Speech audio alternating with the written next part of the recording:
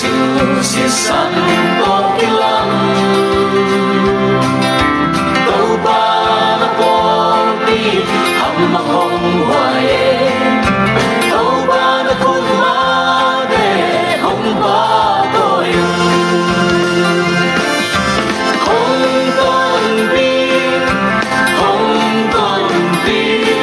cao khát kiệt cao khát không còn biết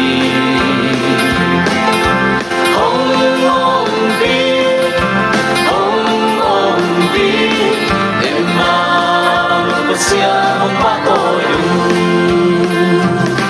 lấy từng điều lá hoa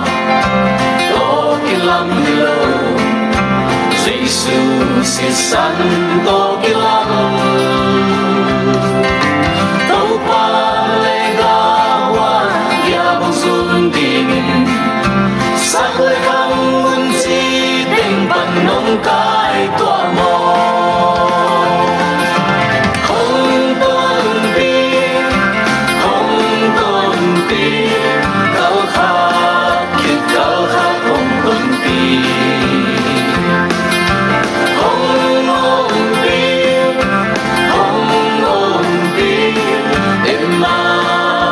sia một ba tôi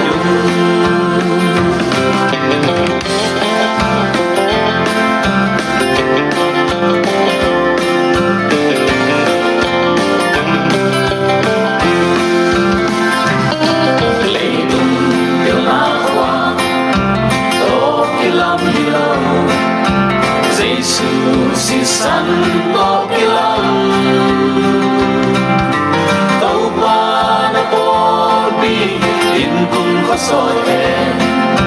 khá tâm pi là kiang hồng tuần pi đi nghìn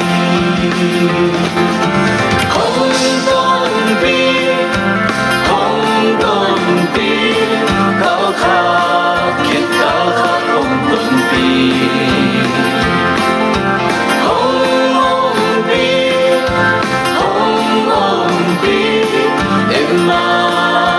sia không ba tôi